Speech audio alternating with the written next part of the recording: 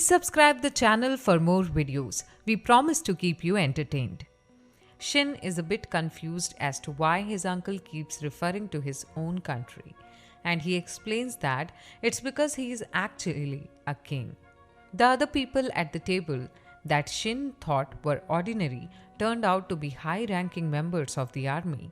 Shin wonders why such prestigious people are their dinner guests, and the king explains that it has to do with how Merlin defeated the human-turned demon. If you are enjoying this video, hit the like button and show some love.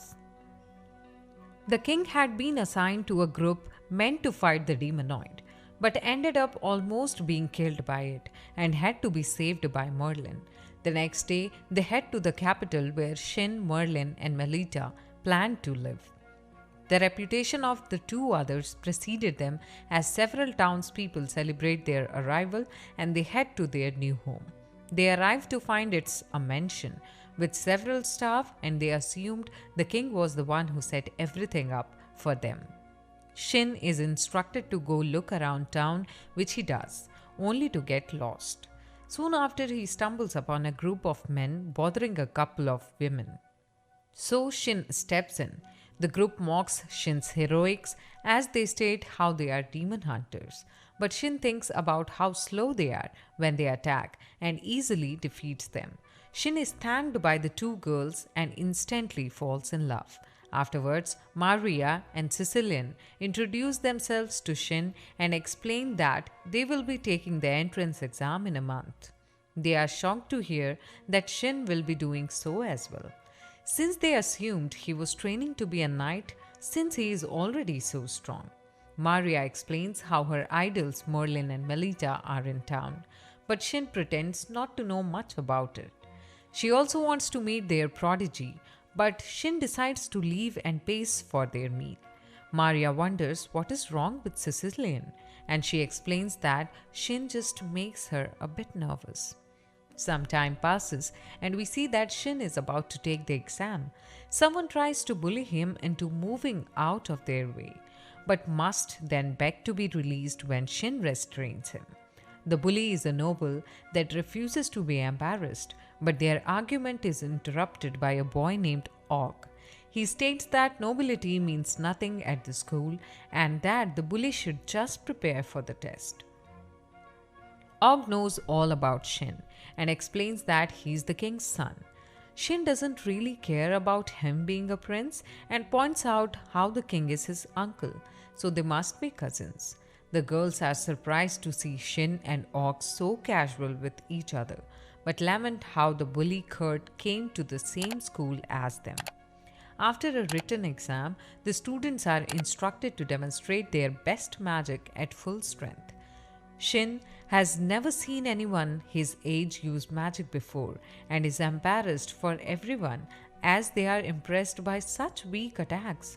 The magic only gets worse and worse just as Shin is called on next. The instructor was warned about Shin though, so she asked that he keeps his magic under control so that he doesn't destroy the training room. Shin tries to measure how much magic it would take to destroy the target, as everyone is surprised to see that he doesn't use an incantation.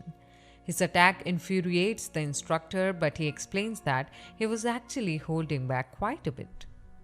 Shin gets the best score on the entrance exam and later goes to get his uniform and textbooks.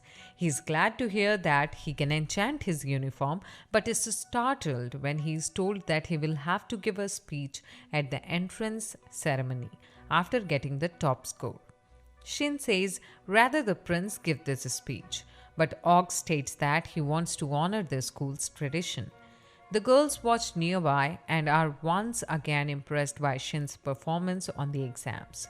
Elsewhere, Kurt laments how he was put in the A class and he's even more upset to hear that Shin earned the top score. That night, Shin removes the high-quality enchantments on his uniform and plans to make this the best gear he has made yet. The process requires great precision, so he celebrates when he does it successfully. Melita arrives to be shocked at how amazing it is. The next day, Shin is surprised to see that Maria and Sicilian are both nobles as he prepares for his big day. The two girls are then the ones to be surprised when Shin is called to give his speech, and his last name reveals that he is related to Merlin.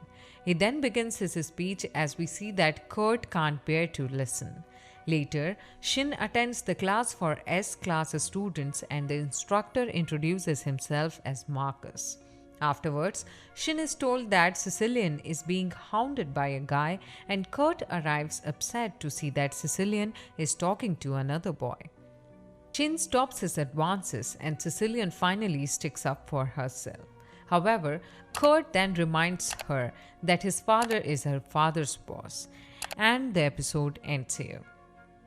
Please subscribe the channel for more such videos and let us know in the comments about your favorite part of the video. Thank you for watching.